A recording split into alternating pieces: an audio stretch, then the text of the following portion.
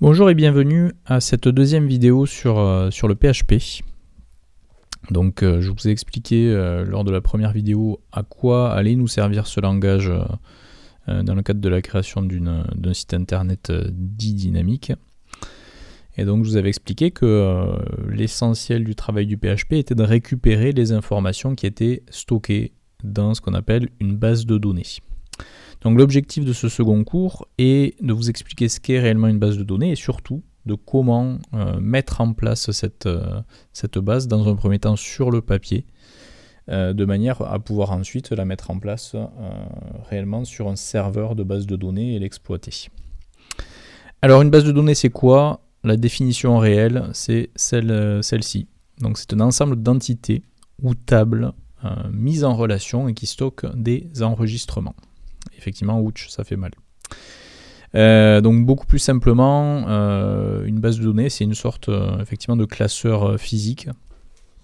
Et à l'intérieur de ce classeur, on aurait plusieurs intercalaires qui pourraient être assimilés à ces fameuses entités ou tables. Et ensuite, à l'intérieur donc, de ces intercalaires, ou plutôt en suite à ces intercalaires, vous auriez les données, c'est-à-dire les enregistrements ou les feuilles. Donc le plus parlant, je pense, c'est de partir sur un cas concret, donc une mise en situation. Et voilà ce que je vous propose, c'est de vous mettre dans la peau d'un développeur. Donc vous êtes développeur et il y a un petit commerce qui vous contacte, qui jusqu'à présent n'utilisait que papier, crayon, stylo pour gérer sa boutique et qui là veut s'informatiser. Donc vous avez en charge de lui concevoir le programme qui lui permettra de gérer à la fois ses produits, ses fournisseurs, ses clients, les commandes passées auprès de ses fournisseurs, c'est-à-dire les commandes d'achat, et les commandes effectuées par ses clients. Donc pour simplifier les choses, on situe ce magasin en France et ce magasin ne vend qu'aux particuliers qui viennent en magasin pour acheter la marchandise, qui peut être soit de l'électroménager, soit de l'audiovisuel, soit de l'informatique. Donc ça, c'est ce qu'on appelle des familles d'articles. Alors, première étape de conception de la base, il faut définir les entités ou tables de cette base de données. En gros, je vous dis, c'est ce qui correspondrait aux intercalaires de votre classeur. Et alors, c'est assez simple, il faut juste se poser la question suivante. Que souhaite pouvoir gérer le client par le biais de son programme ? Et en répondant à cette question, vous déterminerez quelles sont ces fameuses entités ou tables.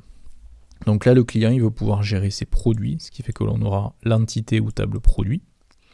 Il veut pouvoir gérer ses clients et commandes clients, donc on aura la table client et la table commande client. Il veut pouvoir gérer ses fournisseurs, ses commandes fournisseurs, donc on aura ces deux tables supplémentaires. Et enfin, de manière à pouvoir catégoriser ces produits, il faut qu'on puisse pouvoir définir les familles d'articles ou familles de produits.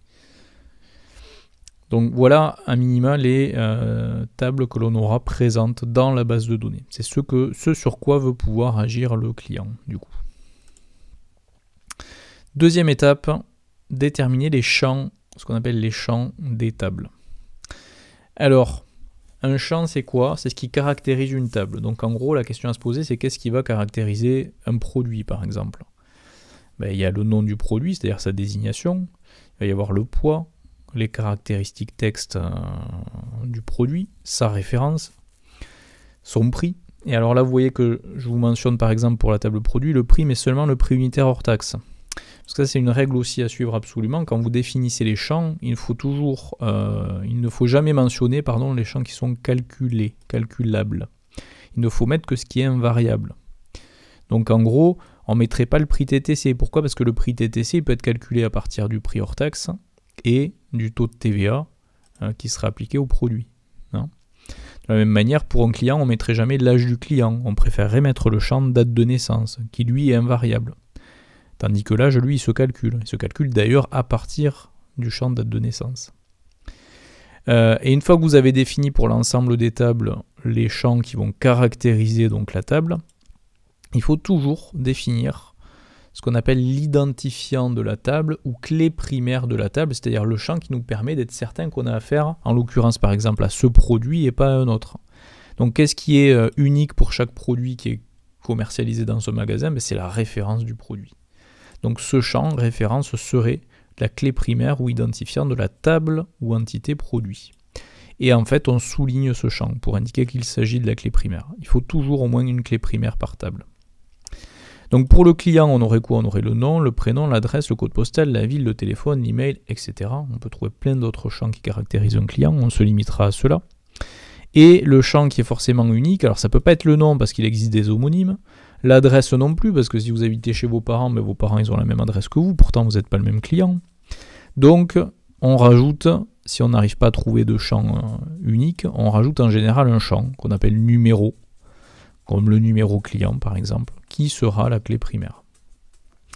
Les fournisseurs, c'est exactement le même principe, et on rajoute le numéro fournisseur, encore qu'on aurait pu mettre le numéro ciré en clé primaire ou identifiant de la table, sauf qu'il se peut que vous ayez des fournisseurs qui n'aient pas encore de numéro ciré ou qui n'en aient pas du tout peut-être, allez savoir. Dans quel cas on rajoute quand même par convention une clé primaire, un numéro fournisseur. Et ensuite, là j'ai rajouté le champ réseau social, le nom de l'entreprise, son adresse, code postal, téléphone, ville, email. On aurait pu avoir le nom du contact dans l'entreprise aussi potentiellement. On a ensuite donc la table famille produit, donc qui serait constituée du nom de la famille. Quelle est la famille? Électroménager ou informatique ou audiovisuel ou tout un tas d'autres possibilités. Et par convention aussi donc un numéro qui sera la clé primaire. Alors qu'est-ce qui caractérise une commande client? Alors là c'est peut-être un peu plus complexe. On va avoir tout un tas de choses. On a notamment à quelle date est passée la commande, son numéro qui est d'ailleurs en général la clé primaire. Et vous allez me dire oui mais on a aussi les produits qui sont commandés. Oui mais les produits commandés il se trouve dans la table produit. Et ça, c'est aussi quelque chose qui est un peu spécifique, c'est qu'on ne va jamais retrouver deux champs identiques au sein d'une base de données. Si le champ est déjà existant, on ne va pas le remettre dans une autre table. Donc là, la désignation produit, par exemple, elle se trouve dans la table produit, donc on ne remet pas la désignation produit dans la commande client. Idem pour la commande fournisseur, du coup. Donc on a le numéro de la commande fournisseur, la date passée, la date à laquelle a été passée la commande d'achat, la commande fournisseur. Et ensuite, concernant donc la table TVA, c'est une table que je suis obligé de rajouter, je ne l'avais pas définie précédemment. Vous voyez, je m'étais arrêté à famille de produits, mais si je veux pouvoir calculer un prix unitaire hors taxe, un prix unitaire TTC à partir d'un prix unitaire hors taxe, il me faut obligatoirement un taux de TVA. Alors vous me direz, on aurait pu rajouter le taux de TVA sur produit. Dire c'est tel prix unitaire hors taxe et tel taux de TVA appliqué.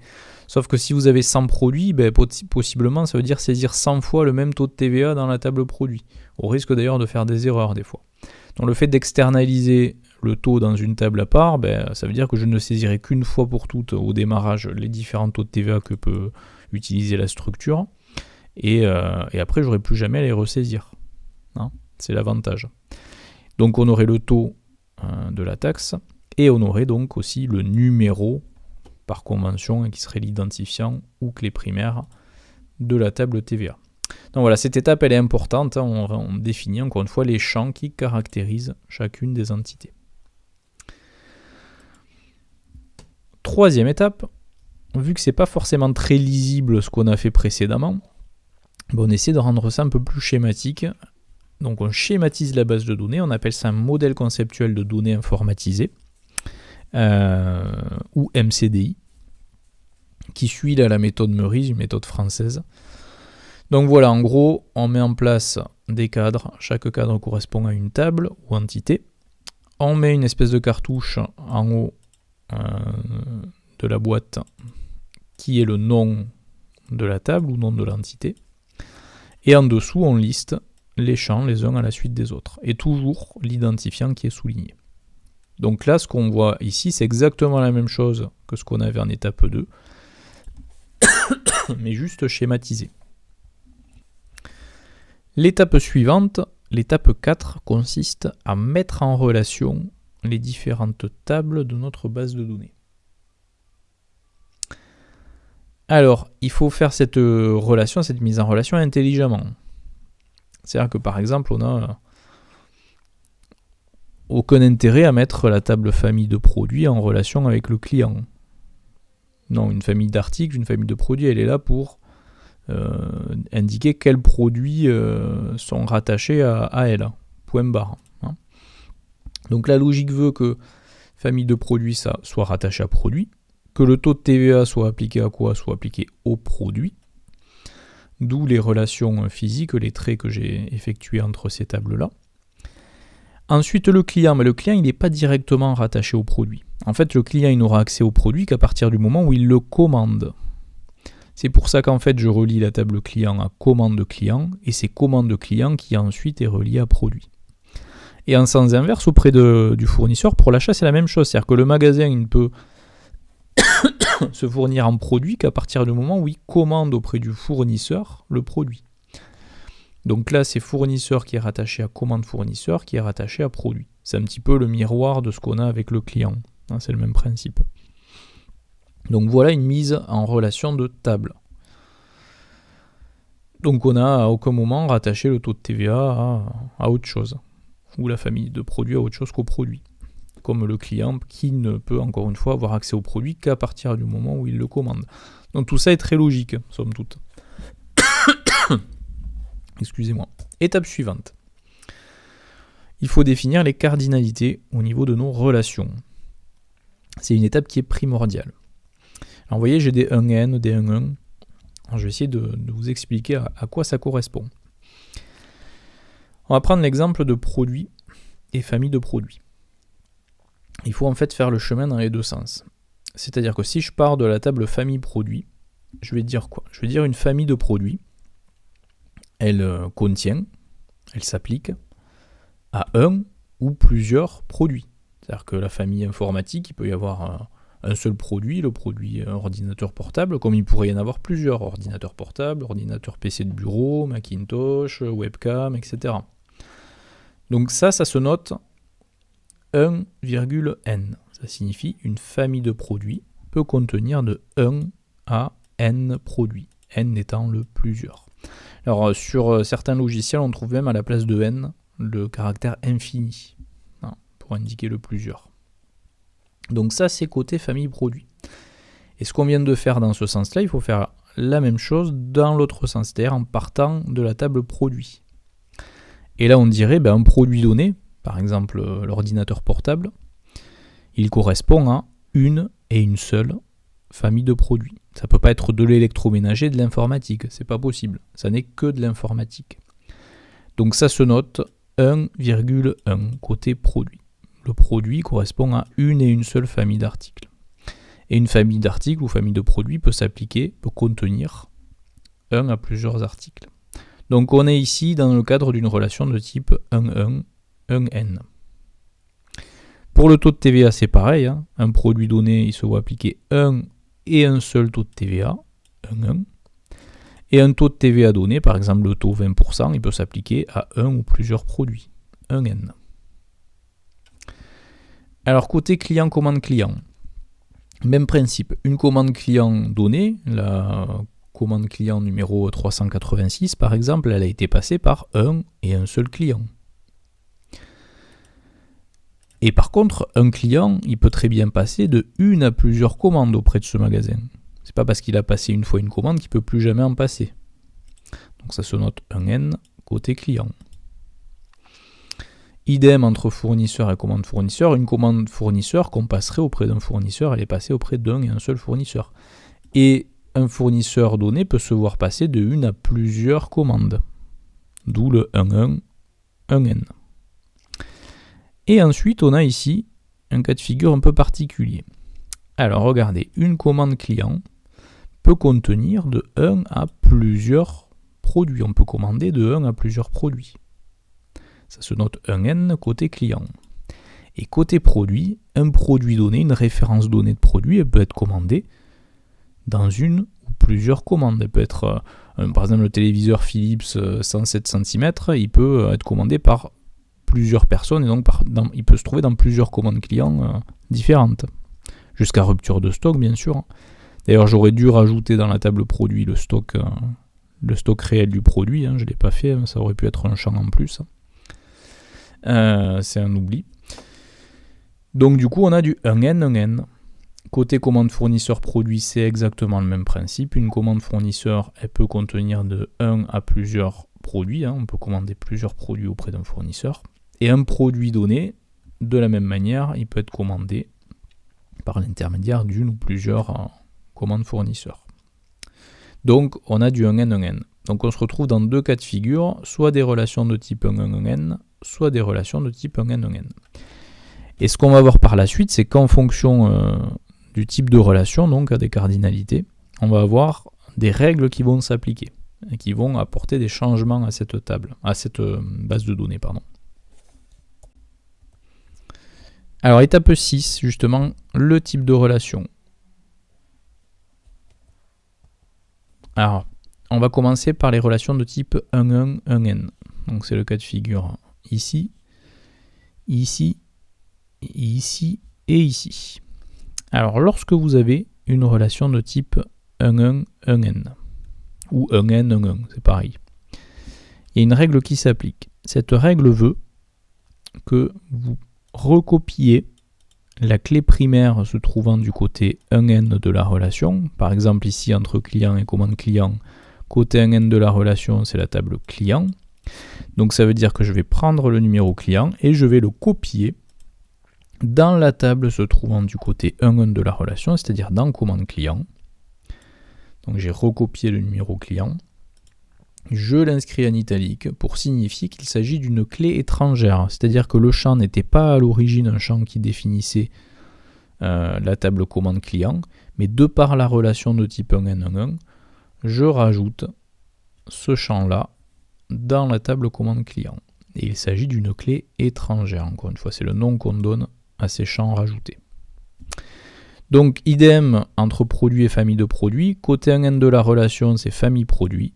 Donc je prends la clé primaire numéro famille et je la rajoute, je la recopie sous forme de clé étrangère dans la table produit. Entre produit et TVA, même principe, côté 1N de la relation, j'ai TVA. Donc je prends la clé primaire numéro TVA et je la recopie dans la table produit. C'est une deuxième clé étrangère. On avait numéro famille, on a en plus numéro TVA. Entre commande fournisseur et fournisseur, j'ai également ici une relation de type 1N. Donc, même principe, côté 1N de la relation, je trouve le fournisseur. Donc, je récupère le champ numéro fournisseur et je le recopie en clé étrangère dans la table commande fournisseur. Alors, par contre, entre commande client produit et entre commande fournisseur et produit, on n'a pas un type de relation 1N. Donc, c'est une autre règle qu'on va appliquer à ce moment-là.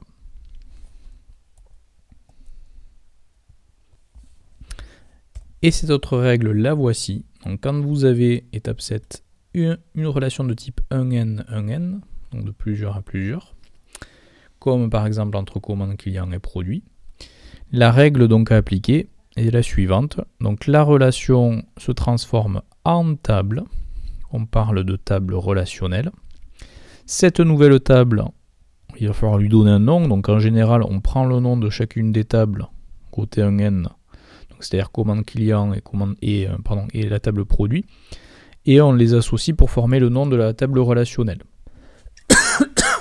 Suite à ça, il va falloir, en champ de cette table relationnelle, récupérer les identifiants des tables qui sont en relation, donc c'est-à-dire le numéro commande et la référence produit, les mettre en place à l'intérieur de cette table relationnelle, et ce sont les deux champs qui seront clés primaires de la table relationnelle. C'est pour ça que je les ai soulignés. Et à ce stade-là, si vous voyez d'autres champs à rajouter pour cette table relationnelle, mettez-les. Vous voyez que là, par exemple, j'ai rajouté le champ quantité. Alors pourquoi je l'ai mis là? Parce que la quantité de produits commandés, on ne peut pas le fixer sur la commande client. Parce que si je mets ici la quantité de produits commandés, pour la commande numéro 3, en date du 12 avril 2017, pour le client numéro 3, si je fixe la quantité à 10, ça veut dire que chaque ligne de commande, chaque produit commandé par ce client-là sur cette commande sera commandé en 10 exemplaires, ce qui n'est pas possible. La quantité elle varie en fonction de la commande client et en fonction du produit. C'est pour ça qu'on ne peut pas non plus mettre la quantité produit directement dans la table produit, parce que ça voudrait dire que pour un produit donné, on serait obligé de le commander en tant de quantité. Donc la quantité dépend à la fois de la commande et à la fois du produit. Donc ce champ-là se trouve au niveau de la table relationnelle. Idem entre commande fournisseur et produit. Une relation de type 1N, 1N. Donc une table se crée au niveau de la relation. C'est donc une table relationnelle au même titre que la précédente.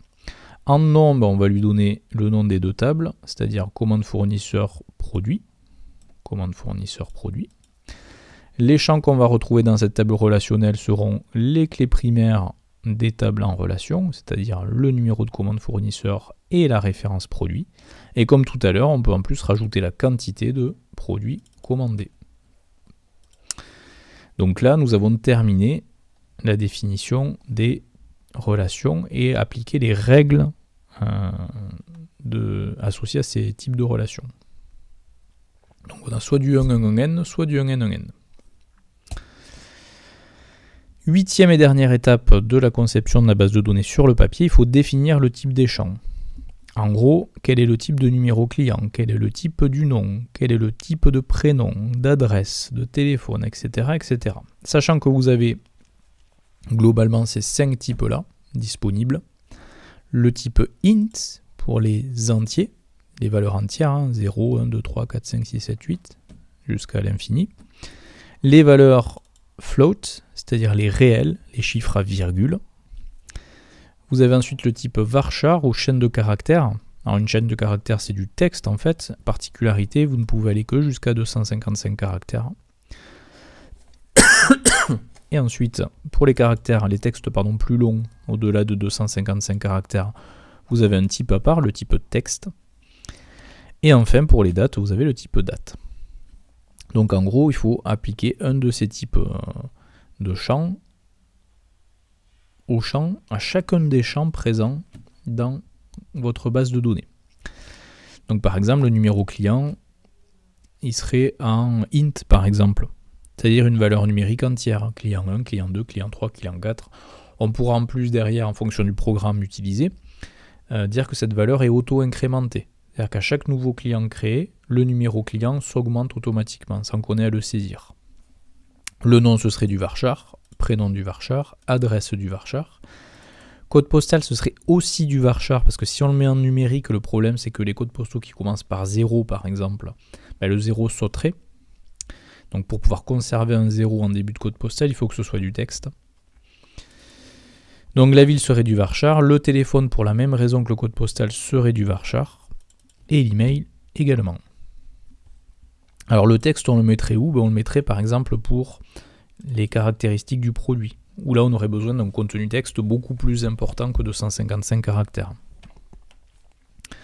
Donc la date de commande, ce serait de la date. Tout ce qui est numéro, ça serait du entier, du int. Alors peut-être que la référence, par contre, elle pourrait être en mode texte. Tout dépend de comment l'entreprise souhaite référencer ses produits.